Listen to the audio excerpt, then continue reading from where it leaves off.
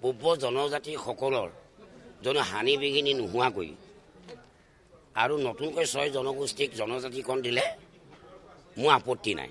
মই তেনেকৈ ক'লোঁ ইয়াৰ আগত, এই আজি 4 দিনমানৰ আগত, কিন্তু দিলে যে 6 জনগোষ্ঠীয়ে জনজাতি দিয়াত কোনো আপত্তি নাই। কথাটো লগাই দিব লাগে যে পূৰ্ব জনগোষ্ঠীসমূহৰ কোনো অনিষ্ট সাধন নোহোৱাকৈ আৰু বৰ্তমান 6 জনগোষ্ঠী যে জনজাতিকৰণ কৰে তাত মোৰ আপত্তি নাই। আন্দোলনটো কৰিবই, সেইটো ন্যায্য প্ৰাপ্য তেওঁলোক আন্দোলন কৰাটো প্ৰত্যেকেই আন্দোলন কৰিব।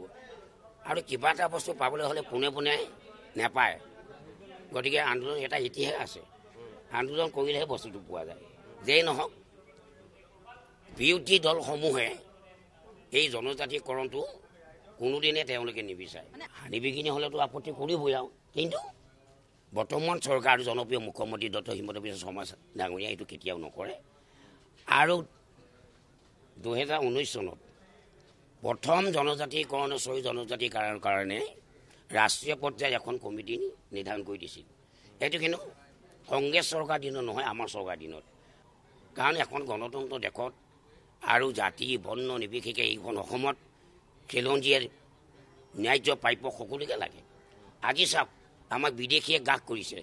এনে এটা সন্ধিখনত, এনে এটা সময়ত যদি পূৰ্ব জনগোষ্ঠীসমূহক ক্ষতিসাধন নোহোৱাকৈ 6 জনগোষ্ঠীক যদি জনজাতিকৰণ দিয়ে এটা কাৰণেই ভাল হ'ব, কাৰণ এইখন অসমত তেতিয়া খিলঞ্জীয়াসকলৰ ৰক্ষা কৱচ হ'ব।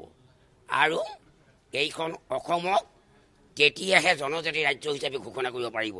কাৰণ জনজাতি ৰাজ্য ঘোষণা কৰিলে এটা থিয়ৰী লাগে, কাৰণ যিখন দেশত জনজাতি মানুহে বসবাস কৰে 80% জনজাতি মানুহ থাকিব, তেতিয়া কিন্তু সেইখন দেশ জনজাতি ৰাজ্য হিচাপে ঘোষণা কৰিব পাৰে। সেইটো ভাল হয়। এতিয়া যিটো সন্ধিখন যিটো সময় আহিছে নাই, সেইটো সেই কথাটো সেই বাক্যটো কোনে কয়?